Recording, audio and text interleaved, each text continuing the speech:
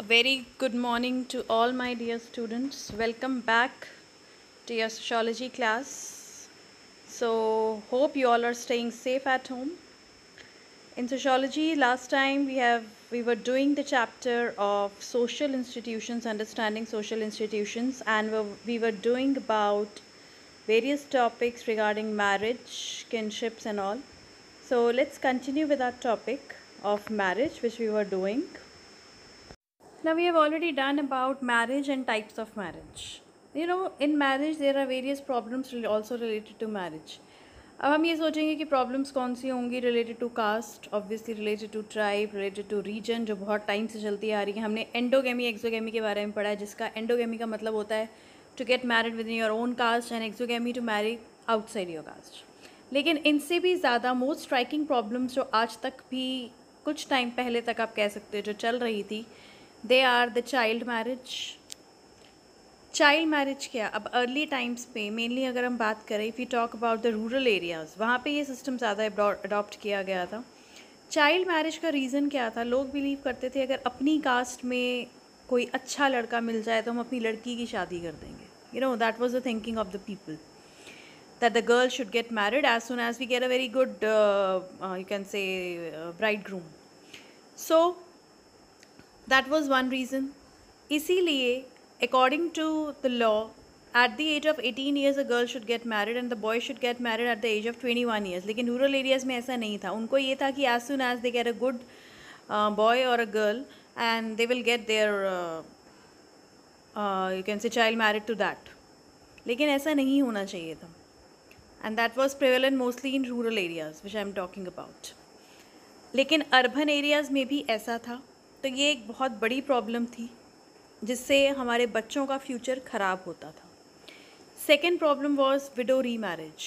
This widow remarriage, it was prohibited by Hindus as it was, you can say, consideration against the departed soul of the husband. ये माना जाता था कि widow remarriage नहीं होनी चाहिए because it will hurt the soul of that particular husband who is no more in her life. तो इसको बहुत बुरा माना जाता था widow remarriage को, and it was just prohibited under the act, right? Now when the restrictions were imposed on widow remarriage, इससे कहीं problems generate हुई, जैसे कि immorality among widows, sexual exploitation of child widow, increase in number of prostitutes, general lowering of women's status in society, and large scale conversion of Hindu widows to Islam and Christianity, जो कि एक बहुत बड़े major problems थी जो arise हुई. Now widow remarriage actually अगर हम देखें, it's not harmful, it's ethically justified also and it's ethically healthy also, right? ये नहीं है कि if a lady is a window, उसके पास कोई राइट्स नहीं है, ठीक है, उसको कोई हक नहीं है कि वो एक सोसाइटी में अपने स्टेटस इस्टेब्लिश कर सके. That should not be the case. और कहीं तो बहुत कम एज में ही ऐसे हो जाता है. So they should be given equal justice. So many social reformers fought for widow remarriage. हमारे कई सोशल रिफॉर्मर्स ने इसके अगेंस्ट, विडो री मैरिज के अगेंस्ट फाइट किया, और उनमें से कुछ थे ईश्वर चंद्र विद्यासागर, जिनका एफर्ट था वो रियली तारीफ वाला था, whose efforts saw the enhancement of you can say Hindus widow remarriage act in 1856, and finally according to this act it legalized the remarriage of Hindu widows. So that was the effort of Ishwar Chandra Vidyasagar, जिनके effort से this legalized the remarriage of Hindu widows. हमारी जो third problem है वो है dowry की, जो कि एक बहुत कॉमन प्रॉब्लम है. You have already studied about it. Basically, if you find the dictionary meaning of dowry, it is the money, goods or estates which a woman brings to her husband after marriage. लेकिन dowry एक बहुत बड़ी problem है. हम ये नहीं कहेंगे कि ये प्रॉब्लम हुआ करती थी. Even in this contemporary era, और आज की अगर हम बात करें, तब भी कहीं ना कहीं कुछ एरियाज़ में this practice is still prevalent. It has not fully abolish. लेकिन पहले के टाइम में बहुत ज़्यादा बड़ी प्रॉब्लम मानी जाती थी. तो अगर हम बात करें डाउरी की, दैट इज़ अ प्रॉपर्टी और amount of money which one receives in marriage by the groom's family. लेकिन that should not be forced. अगर हम कह देते हैं कि वो दहेज मांग रहे हैं फोर्सिबली, तो वो that is against the law. जितनी ब्राइड की फैमिली की कैपेसिटी है उसके अकॉर्डिंग, अपनी विलिंगनेस और डिज़ायर के अकॉर्डिंग वो जितना दें, that is in their hand. लेकिन the in law should not be greedy because this is an inhuman practice. This is anti social and it is illegal as well. So the efforts should be, that means we should avoid this. And law has been, even the law has not been able to contain the greed of dowry demanding people. So this practice should be fully abolished. अगर आज भी कहीं ये चल रही है तो इसको पूरी तरह से abolish करना वो हमारा you can say duty है, responsibility है. Next comes the kinship. Kinship मैंने आपको पहले मीनिंग में ज़रूर बताया हुआ है. Kinship का मतलब है जब आप किसी से linked हैं either through birth, that is your family, or you are linked to a person after marriage. तो ये दो तरह से किनशिप होती है. Every adult in human society is generally related to to nuclear families, जैसे कि मैंने आपको बताया. एक फैमिली जिसमें वो पैदा हुआ है, in which he is born, his parents, brothers and sisters, जो रिलेशन उनके साथ मेंटेन करता है. And second type of family is the relation which he sets up after marriage, that means husband, wife and children. So the relationship form by these two types of family, ancestors and successors, they are called kinship. ये दो तरह से relations जो family में form होते हैं, या तो बाय बर्थ या relation after marriage, that constitutes your kinship. Now according to Harry M Johnson, kinship के कई इंपॉर्टेंट बेसिस हैं, जैसे कि sex, that means the terms brother and sister, they indicate not only the biological relations, लेकिन they indicate the sex of blood relation, male and female, right, brother and sister. Generation, the terms father and son indicate two generations, right, on one hand, and close blood relation on the other. मतलब एक तरफ से ये पता चल रहा है कि बहुत क्लोज हैं, ऑब्वियसली फादर और सन का रिलेशन बहुत क्लोज होगा, और ये भी पता चल रहा है कि दो अलग अलग जनरेशन्स हैं.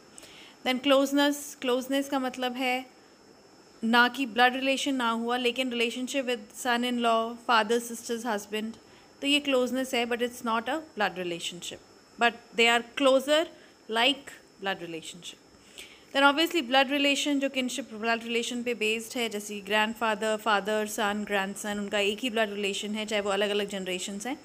So that is blood relation. Then division, all kinship relations are generally divided into two branches, that means father's father, जैसे कि पैटर्नल ग्रैंडफादर हम कहते हैं, एंड मदर्स फादर, जिसे हम मैटर्नल ग्रैंडफादर कहते हैं. And there are others also like brothers daughter, sisters daughter, son daughter's son, like that.